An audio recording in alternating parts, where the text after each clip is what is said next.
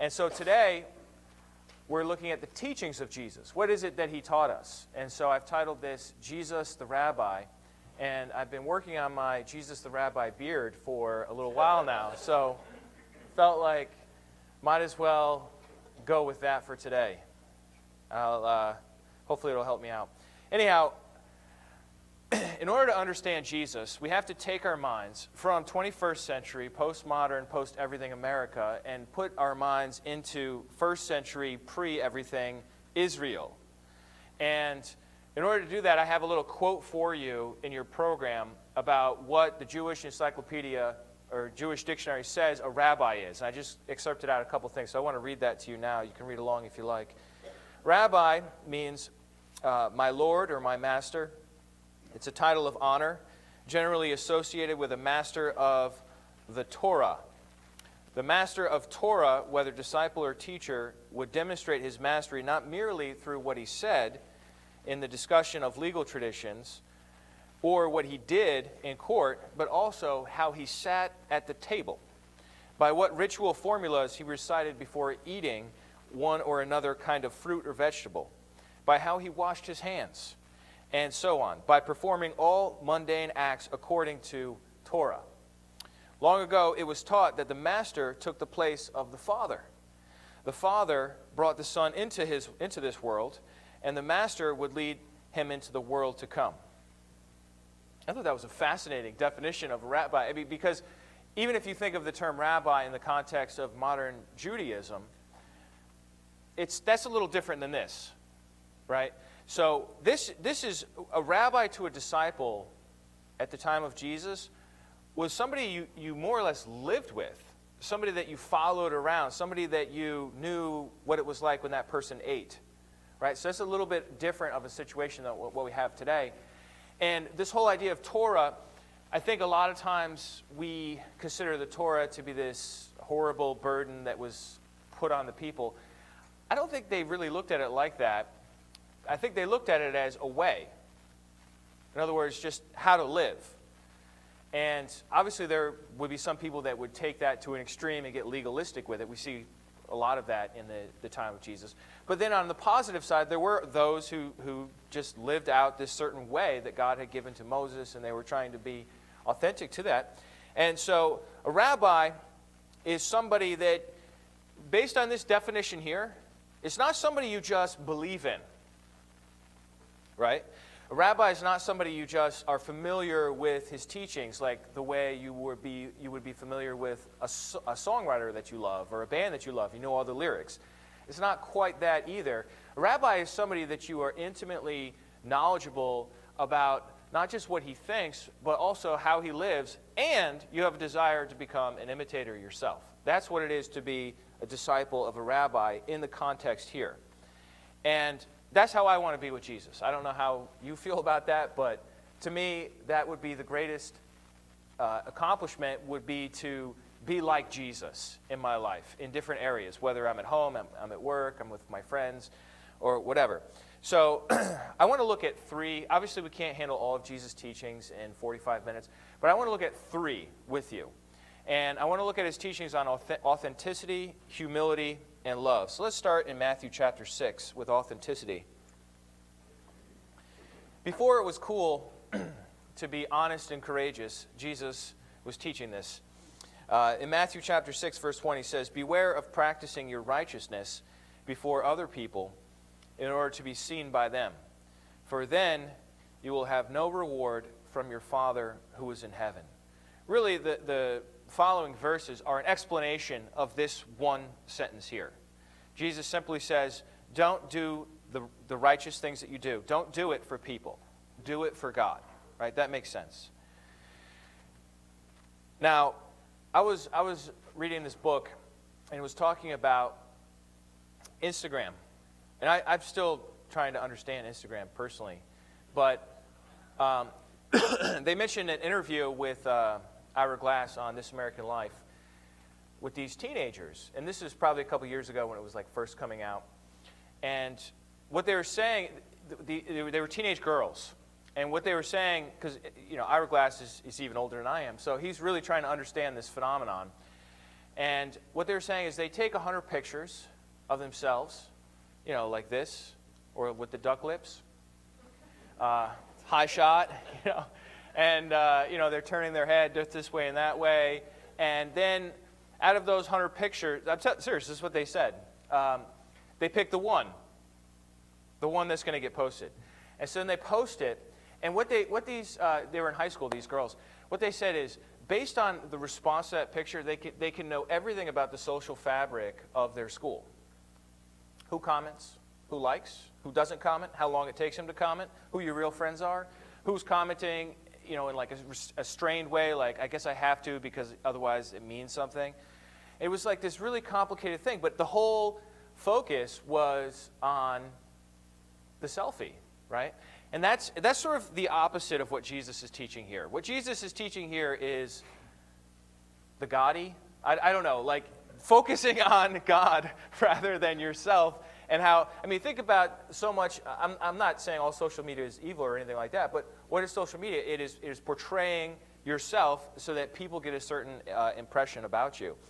And Jesus says, watch out. Look at it again, verse 1. Beware. Watch out. Warning. Beware of practicing your righteousness before other people in order to be seen by them, for then you will have no reward from your Father who is in heaven. So in other words, when it comes to righteousness, if you want to take picture of yourself, whatever, I'm not trying to say you can't do that. But what I am saying is that it's the attitude that's the opposite of what Jesus is saying here. He's saying, if you're going to do it for God. And then he gives 3 examples. We have giving, prayer, and fasting. All 3 of these examples, Jesus shows us how this works. So look at verse 2. And while we're going through this, I want you to sort of marvel at the wisdom of our rabbi. Okay, because before Jesus said these things hadn't been said. And it's not like we find like echoes of them other places. A lot of this is just Jesus. He's really giving us a profound insight into how to live that I'm convinced works in the 21st century better than all the other isms that are out there. And it worked better in the first century as well. Anyhow, verse 2, thus then when you give to the needy, sound no trumpet before you, as the hypocrites do in the synagogues and in the streets, that they may be praised by others. Truly I say to you, they have received their reward. But when you give to the needy, do not let your left hand know what your right hand is doing, so that your giving may be in secret. And your Father who sees in secret will reward you. So in their culture, they had offerings, right? Like we have offerings. But there would be a tendency for some people to get a trumpet, and this is what their trumpets look like. They did not look like our trumpets. This comes from some sort of animal, a ram, I guess. And, so if you blow a trumpet before you give, it's like you got your money together, and they use coins. They didn't like paper money, so they were into the coins. And if you have a lot of coins, there's some weight to it. Jingles when you move, right? It's more of a public thing than, like the Apple Pay or something, like ding. You got this like bag of coins you're going to give, so then you blow the trumpet. I even practiced that ahead of time. Somebody blew this, and was that you that blew this? It sounded good when he did it. But they blow the trumpet, and they say, hear ye, I am now making my offering. And then they give. Right? That's what they're doing. Look what it says here. Verse 2. Thus when you give to the needy, sound no trumpet before you, as the hypocrites do in the synagogues and in the streets, that they may be praised by others. Now, whether they were literally blowing a trumpet, or if Jesus is speaking in a sense of a metaphor here, the point is clear. They're calling attention to themselves so that everyone can see, look, I'm giving. Look, I'm giving money. Look, I'm generous. You see how generous I was? How much did you give? You see what I gave? Right? That is a mindset that says, I'm doing it so that other people will see me. We have this today in our culture, right? The big check. You've seen that before? I'm talking about the big check. Physically big. This check's like this big. and you hold the check. Now, why do we have the big check? What's the point of the big check? So that on a TV camera, you can see the amount and the name of the person who gave it. I mean, what other purpose? I mean, it's not like you could take that thing to the bank, be like, slap it on the counter and be like, it's a big check. So, it's a little more than normal. No, I mean, that whole thing is just a gimmick so that others can see how much you're giving. So we have that in our society today, too. We have plaques. We have memorials, right? And I'm not saying all those things are wrong, but I'm saying that when it comes to you and your heart and giving, that the purpose for which you give is to be done in the eyes of God, not so that other people will say, you know what, you're such a generous person. And again, there's profound wisdom here. Because if you do it that way, you're free. And if you don't, then you're constantly imprisoned to the mindset of other people and the opinion of them. There was actually an incident that Jesus commented. Keep your finger here and go over to Luke chapter 21. There was once a time when Jesus was standing there, or sitting, he was there, near the place where they give the offering, and somebody made an offering and Jesus commented on it. You remember that? This is Luke 21, verse 1.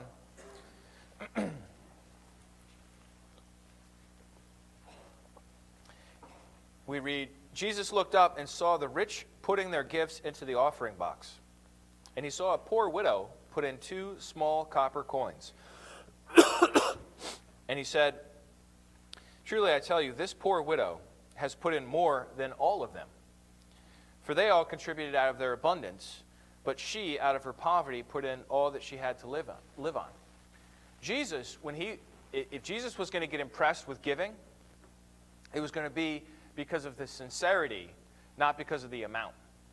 The rich can put in all these shekels, right, which is their money amount or money denomination, and they put it all in the box, right, and make all this noise, shekels clinging together as they hit each other. But this woman, she's just got these 2 little mites, these 2 little tiny copper coins, even to this day, fairly worthless, because they're just like strewn all over the archaeological sites. And Jesus says, now that's giving. Now that's giving. That's the real thing. He can spot the authentic from somebody who's just trying to alleviate their tax bracket. Right? Let's go back to Matthew chapter 6. And of course, God sees. God knows our hearts. Let's look at the second example. Matthew chapter 6, verse 5. So, again, this is just the first teaching subject that I want to share with you on authenticity. Number 1 was giving. Number 2 is prayer. And number 3 is fasting. Okay, so number 2 on prayer, verse 5. When you pray, you must not be like the hypocrites, for they love to stand and pray in the synagogues and at the street corners, that they may be seen by others. Truly I say to you, they have received their reward. And then he says, but if you pray, go in your inner room, right? So, this is a prayer shawl here. And you put it on. I don't know exactly how you put it on. I don't really know what I'm doing here. All right. So you put it on, and you're over here, and you're praying, right? This is Jewish people at the time of Jesus. They're over here. They're praying, and they're praying. Actually, they're not in the corner, are they? They're more like they're on the street corner. So like they're praying in a way so that everybody will see them, and they're like really loud, like, "Oh Lord, you are so good to me," right? And they're going on and they're praying, and what's the point? The point of why they're praying is not for God. That's what Jesus is saying. He's just looking around and he's seeing that this is happening in his time. Look at it again, verse 5. When you pray, do not be like the hypocrites, for they love to stand and pray in the synagogues and at the street corners, that they may be seen by others. Truly I say to you, they have received their reward. But when you pray, go into your room, shut the door, and pray to your Father who is in secret. and your Father who sees in secret will reward you. That's how you pray if you want to be authentic. I mean, what is prayer? It's talking to God. What's the point in praying really loud and impressively in front of everyone so that they hear you? It doesn't matter if they hear you. What matters is that God hears you. Now, of course, on a Sunday here, we do have what we call corporate prayer, where we pray out loud together, and that's obviously appropriate. But the question is your heart. And nobody else can judge your heart. How do I know what Ruby's heart is? Just by looking at her? Only God knows your heart, right? I mean, if Michael stands up and he prays and it sounds good, how do I know if he's standing up to pray because he prepared that ahead of time and he's trying to win an argument with his wife about how he's such a good prayer, and she's like, no, you're not, and it's really about that. I mean, obviously that's ridiculous. My brother would never do that. But that's a matter of the heart, right? So whether you pray loud or soft, whether you pray in public or in private, the matter is you're praying to God. That's why we pray. It's pray to God. And then Jesus gives the ultimate example prayer, right? The Our Father. In, what verse is that? Verse 9. He gives the Our Father. Hallowed be your name, your kingdom come, and so on. Then we jump down to verse 16. Excuse me. Verse 16 says, and when you fast, do not be like, do not look gloomy. That's so funny. Do not look gloomy like the hypocrites, for they disfigure their faces, that their fasting may be seen by others. Truly I say to you, they have received their reward. But when you fast, anoint your head, wash your face, that your fasting may not be seen by others, but by your Father who is in secret. And your Father who sees in secret will reward you. So, have you ever met a gloomy person? Somebody says to you, how are you doing? And you respond back and you're like, fair. You can't really see my lips or my cheeks going in because of my rabbinic beard here. But if you suck in your cheeks and you're like, I'm so famished, right? You say, oh, why are you hungry? Well, I've been fasting for 3 days. So why are you fasting? Because I'm so righteous.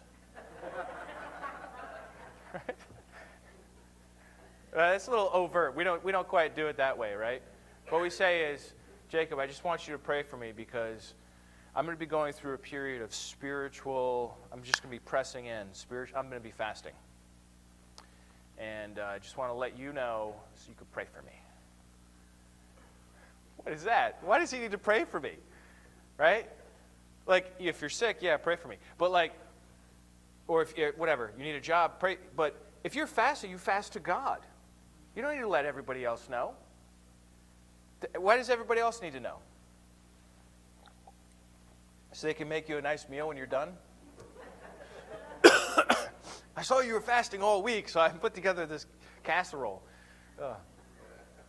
Anyhow, Jesus is saying that's ridiculous. Don't do that. What does he say? He says take a shower. I mean, he says wash your face and anoint your hair. That, to me, that translates take a shower and put a little hair gel in so your hair's not going crazy, right? Because if you look different than normal, people are going to be like, oh, what's going on? You look different, right? So just be normal when you're fasting. And that's his teaching on authenticity, those three examples. Let's look at Mark chapter 9.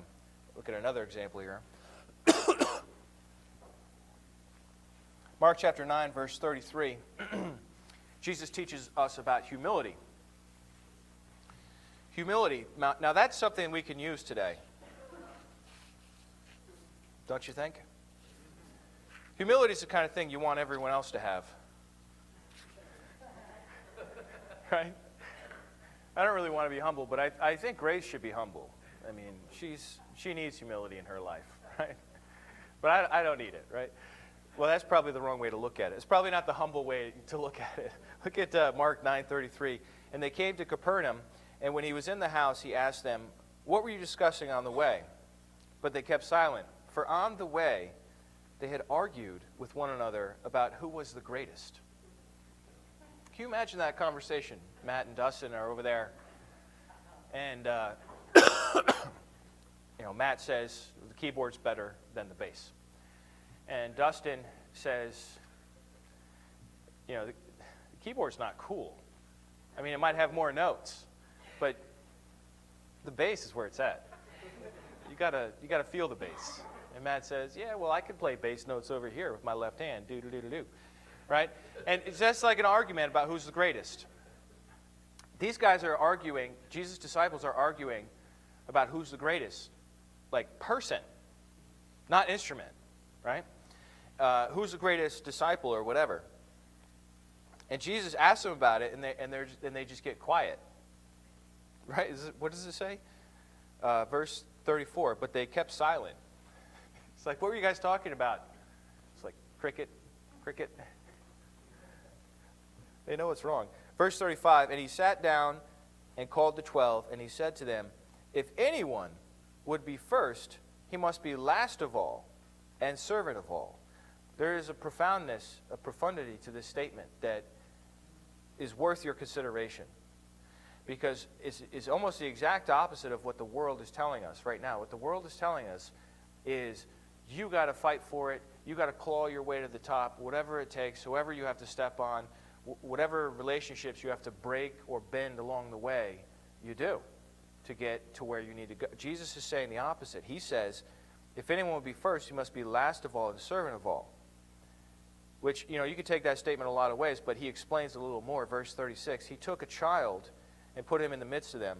And taking him in his arms, he said to them, whoever receives one such child in my name receives me, and whoever receives me receives not me, but him who sent me. So, what Jesus is saying is true greatness is in putting others ahead of yourself. Rather than being the first, you're being the last. The servant, what does the servant do? The servant is putting others' needs ahead of their own. Think about it, you go to a restaurant, right? There's a server. What is the server doing? They ask you what you want to drink, right? Then they bring you something to drink. You never say back to the server, if you're in a restaurant, you never say back, well, can I get you something to drink? Because that would be weird, right? And they say, well, what can I get you to eat? I mean, when's the last time you got your food and the server was there, and the server is supposed to always check back after the food's delivered, and they say, how is it? And you've got food in your mouth, and you're like, right? When's the last time you said to the server, it's really good, I'd like to share it with you. Would you like a bite? Right? We don't even think of that because they're the server. They're there to serve us. Now, they're getting paid for it. We understand that. But they're the server. So they're putting our needs ahead of their own the whole time. That's what a servant is. In their society, a child was the lowest status person. In our societies, it is not so. In our society, it's often the child who is the master of the house, not the lowest person. But in their society, it was very different. There were not children's rights. There was a lot of child labor. I mean, it was they were a very low status person. You could shoo them away. Just get out of here. Get out. You don't belong here. And there's just a different attitude about children in their society. And Jesus is saying, you need to be able to receive a child. And if you receive a child, you receive me. And if you receive me, you receive the one who sent me. So Jesus is, and I don't think necessarily he's talking about children so much as he is trying to illustrate his point, which is don't be obsessed with your own greatness. Instead, look to help others. Look to serve others. Look at it again in chapter 10. There's another example here. 10 verse 13. Just a page over. And they were bringing children to him that he might touch them, and the disciples rebuked them. You imagine that. It's just like not too long after he taught them to receive a child is to receive him. So now the children, somebody's bringing their children, and the disciples are like, get these kids out of here. You think he's got time for this? He's an important person. Right? It's like the celebrity effect. Jesus had the celebrity effect big time. Wherever he went, there would be a huge crowd. It was a real problem. And so the children were coming in, and they're, kids are, they don't They don't care about all that stuff. They're just like, oh, I want to see this guy. And Jesus, it says he got indignant, which is a pretty strong word. Jesus got really angry here. Look at that in verse 14. When Jesus saw it, he was indignant and said to them, let the children come to me, and do not hinder them, for to such belongs the kingdom of God. Truly I say to you, whoever does not receive the kingdom of God like a child shall not enter it. And he took them in his arms and blessed them, laying his hands on them. I mean, the point I think a lot of us get from this is that Jesus loved children. And I think that's true. But again, that's to illustrate something about adults and how we are to be and how we are to think. And what Jesus is saying is that we need to be like children. And I don't think what he's saying is we need to be naive or short or uneducated. I mean, that's not what he's saying. The point is that we need to humble ourselves. We need to take on that lower status with respect to our own thinking about ourselves so that we're putting others ahead of our own. Let me show you one more example in verse 35. Just scoot on down to verse 35 there. And James and John, the sons of Zebedee. I love this one. This is just such a classic one. You've heard this? They come up to Jesus and they say to Jesus, they believe Jesus is the Messiah. That means he's going to return. He's going to establish his kingdom, right? So they go up to Jesus and they say, Jesus, when you establish your kingdom, there's positions. You know, Jesus is the king. But how about you put James and me, number 2, number 3, left hand, right hand? How about that? They actually asked.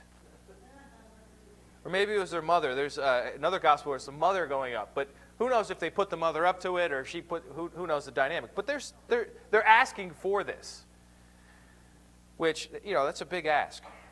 So what happens there? Jesus says to them, you don't know what you're even asking for, buddy. And then he says in verse 40, but to sit at my right hand or my left hand is not mine to grant, but it is for those for whom it has been prepared. And when the 10 heard it, they began to be indignant at James and John. So the 10 hear that these two went to Jesus and asked for the highest positions in the age to come. And they're mad. I looked up the word indignant. Indignant means, it's like an intense form of anger, but it's an anger at an injustice. Like when Jesus was angry they didn't let the children come, he's mad because of an unfair treatment, right? So these guys aren't mad that James and John are so immature and they're like trying to be the greatest. They're mad they didn't think of it themselves. They're mad that they didn't get their own equal shot at asking it. All 12 should have been able to go together and ask for it, right? Rather than just these two. And this is what it said. Then Jesus has to deal with this, right? Verse 42. And Jesus called them to him and said to them, you know that those who are considered rulers of the Gentiles lord it over them, and their great ones exercise authority over them. But it shall not be so among you. But whoever would be great among you must be your what? Servant. And whoever would be first among you must be slave of all. For even the Son of Man came not to be served, but to serve, and to give his life as a ransom for many. So what Jesus is saying is make your life about serving others. Lift up those around you. Even our Lord did not lord it over others the way typical rulers did in their world. He says, look at the Gentiles. Look at the non-Israelite nations like the Roman Empire. They lord it over people when they're in a position of authority. It's not to be like that with you. Don't do it the way the world does it, is what Jesus is saying here. He says, look at my example. Verse 45, for even the Son of Man came not to be served, but to serve. He is the king. Jesus is the king. He is the Messiah. He is the highest status person on the planet. And he says, I did not come to be served. There would be nothing wrong with everyone serving him. He has the position. It's not like it would be sinful. But he said, that's not what I came for. That's not what I'm about. I came to serve others. Look, if the highest status person on the planet says, my mission in life is to serve others, what about us? Right? And then he says, he takes it even a step further. For the Son of Man came not to be served, but to serve, and to give his life as a ransom for many. He came to serve and give his life for others. So that's our example. It's not to go out and conquer and oppress and exploit and grow the empire. No, it's to help other people, to lift them up, to help them to have the experience with God and to be whole themselves. This, I believe, is the solution to our public discourse problem. I'm sure you've noticed that we have a public discourse problem in our country today. The civility is gone. The civility is gone. We have much coarser language that we use to talk to each other in public space, whether it's an editorial or if it's on Facebook or whatever. I mean, there's just a lot of outrage, a lot of shaming, and not a lot of humility or listening, And I just bring this up simply to point out that if we're going to follow Jesus, if he's going to be our rabbi, we should do it like he did it. And now that's not to say Jesus was like a wuss. If it was go time, you read John 8, Matthew 23, I mean, Jesus went toe to toe. He wasn't a pushover. But he also wasn't, leaping at every political thing that came up. I mean, there were political issues in the first century. He lived it a different way. And so he was authentic, he was genuine, but at the same time, he wasn't full of himself. He was humble. He could listen. It says that Jesus was a friend of sinners. It says Jesus was a friend of sinners. Listen to me. Every time you're around a sinner, you say to them, "You're really an idiot. You don't know what you're talking about.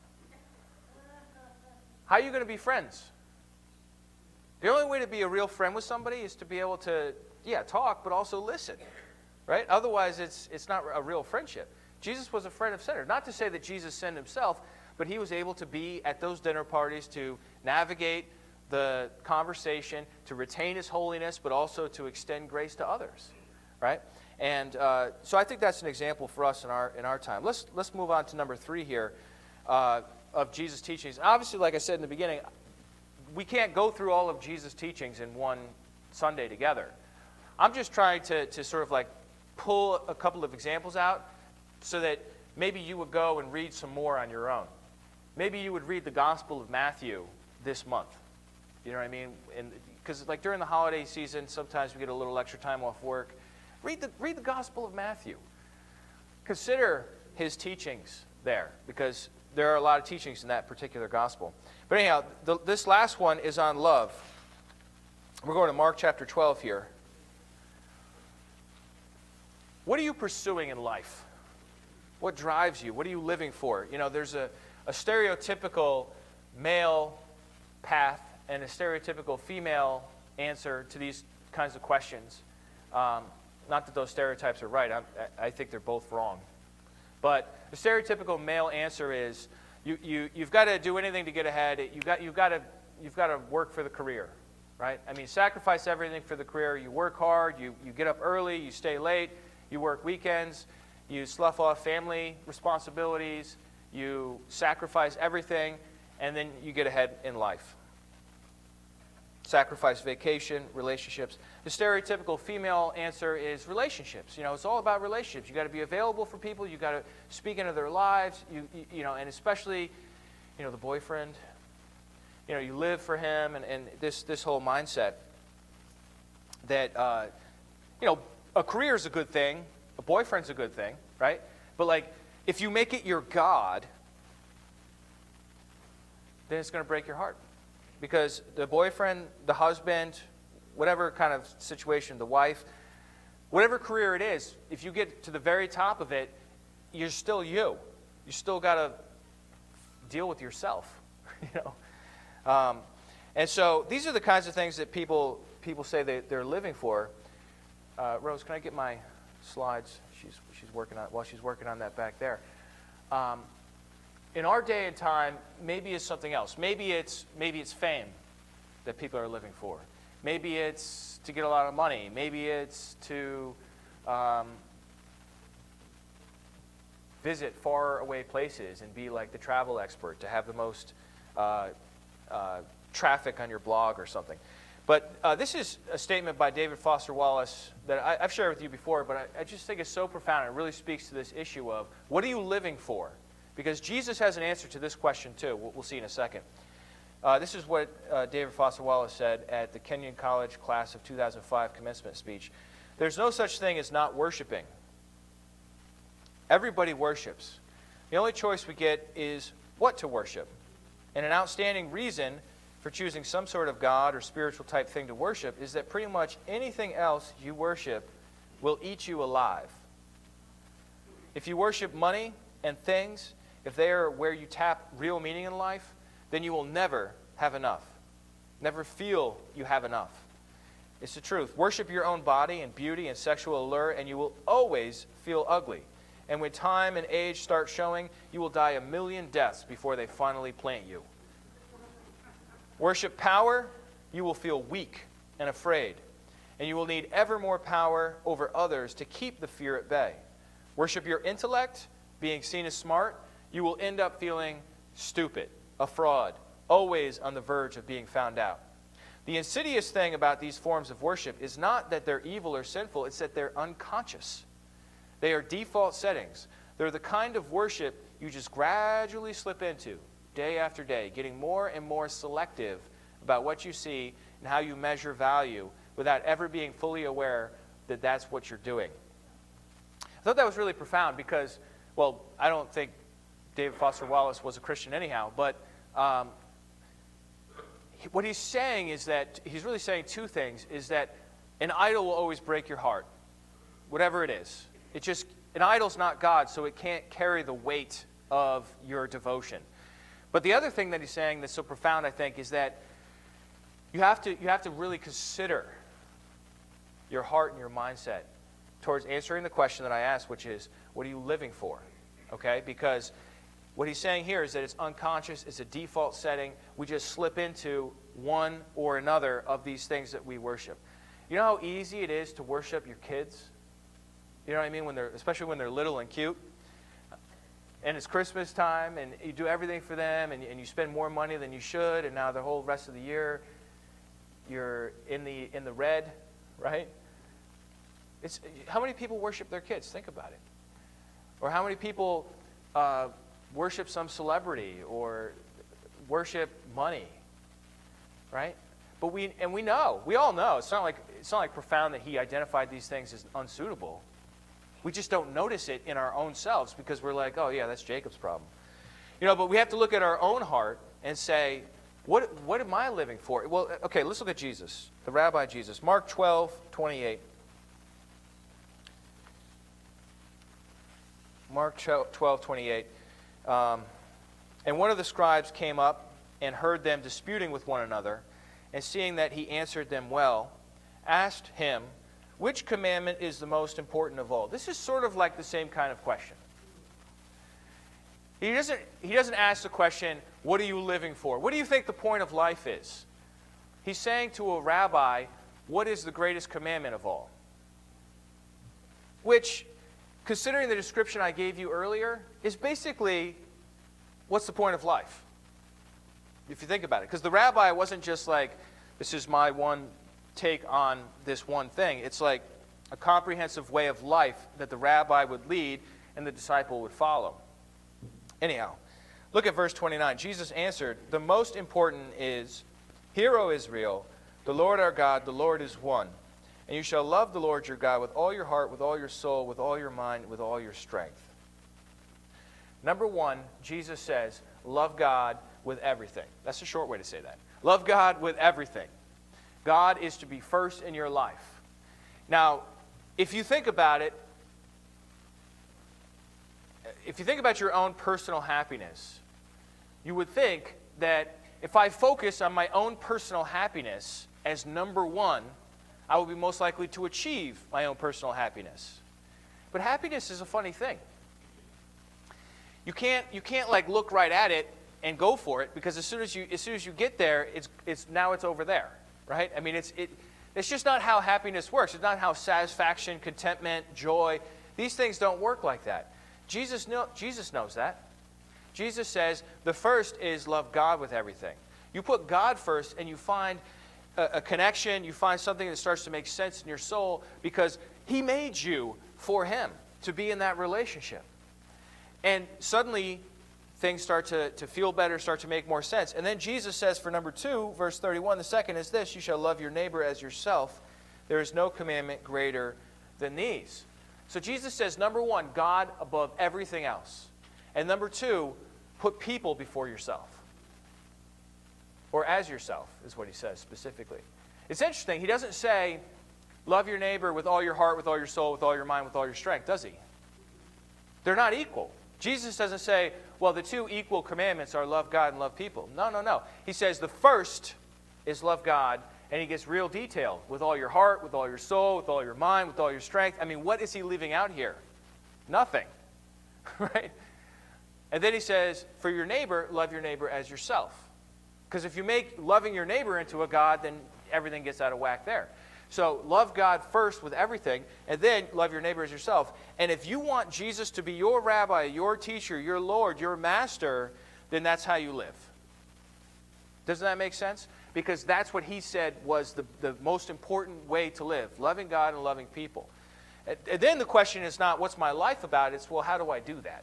How do I show God love? How do I show other people love? What's the loving thing to do in this situation I find myself in? I love that verse in John 8. I need a program. Can I get that? You guys see that at the bottom there? Jesus says, so Jesus said to the Jews, John 8:31, who had believed him, if you abide in my word, you are truly my disciples, and you will know the truth, and the truth will set you free. Jesus said, I love this. Jesus said, if you are truly my disciple. You know what that tells me? It tells me that there are fake disciples. Believe me, I know. I've been one. And that's like somebody that thinks they're a disciple, but they're not really. Okay? This is like Metallica fans. You know, Jacob's a Metallica fan. I was a Metallica fan for many years, and then I became a Christian. Jacob's still going through that phase. It's so much fun to have you in the front row like that. But like you have fake Metallica fans, right? And then you have real Metallica fans. A fake Metallica fan likes, you know, they like the Black Album. They like the later stuff, right? Unforgiven. Yeah, who doesn't like that song? But then the real Metallica fans, they're like, oh no, I'm into Master of Puppets. I'm into the early stuff where it was like really hard, really heavy, wasn't so like commercialized, right? So it's like a real one versus a fake one. So you have real disciples of Jesus and you have fake disciples of Jesus. The real disciple of Jesus does two things, or at least one big thing, and it is they abide in my word.